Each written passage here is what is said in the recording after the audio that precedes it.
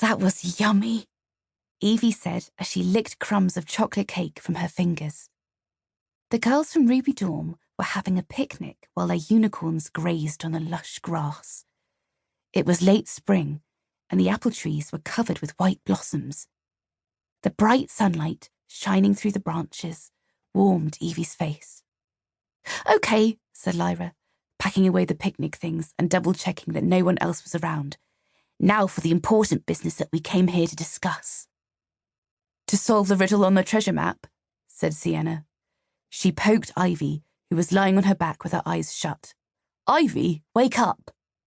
Ivy wiggled away. "I am awake. Do you have the map, Lyra?" She rolled onto her stomach. Lyra carefully pulled 2 yellowed squares of paper from her pocket. They crackled as she unfolded them and smoothed them out, placing them side by side on the picnic blanket.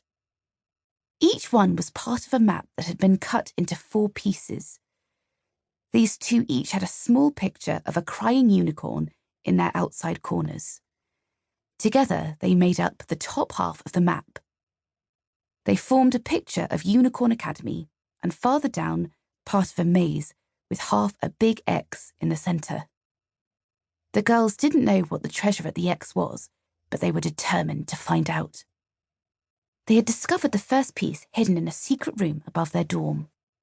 A riddle on the back had led them to the second piece, which they had found behind an underground waterfall on the school grounds.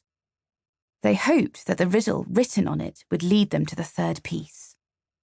"This riddle is really annoying," said Lyra. "What does it even mean?" Evie pushed her wavy brown hair behind her ears.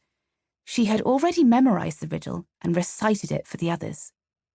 "In a new folly that phantoms keep safe, there's a space you can enter and leave with no trace. A cold place to rest hides the circular key. Press once and enter the dark cavity." As Evie stumbled over the last few words, she blushed. Sometimes her mouth just couldn't seem to keep up with her brain and her words came out muddled. Luckily, her friends never mentioned it, but she hated when it happened. She also tripped all the time when she was moving fast or playing sports. Evie didn't really mind not being great at sports. She liked reading more and wanted to be a scientist when she was older. "I don't understand the first line," said Sienna. "Phantoms are ghosts, but how can ghosts keep anywhere safe?" "And what's a new folly?" asked Ivy. "Folly means foolish," said Evie. "A new foolish that ghosts keep safe," said Lyra. "That doesn't make any sense." She rubbed her forehead in frustration. The word folly was bothering Evie too. She'd heard it before and thought it had another meaning, but she couldn't remember what. "A cavity is a hole," said Sienna. "Could the dark cavity be the secret room where we found the first part of the map?" "You have to press a hidden circular button to open it up." Her eyes lit up. "Maybe that's it." "But the secret room isn't dark," Lyra said. "It has a window, and it's not really a cavity." Evie reached for the map and her arm knocked against her water bottle. She hadn't screwed the top on all the way and water splashed out. She tried to grab it, but her fingers fumbled and she sent it rolling toward the map. "No!" cried Sienna. Lyra picked up the map pieces before the water could reach them. "I'm sorry," cried Evie, jumping to her feet. Ivy pulled some tissues out of her pocket and started to mop up the water. "What's going on?"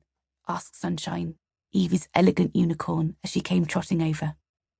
The other unicorns, Misty, Flame, and Sparkle, came too.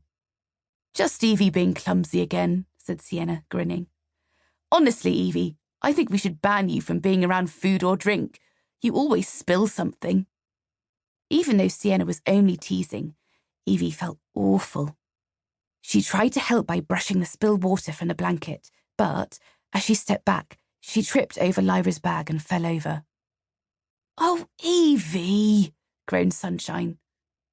She was a very pretty unicorn with yellow, turquoise and deep pink patterns on her white coat that matched her long mane and tail.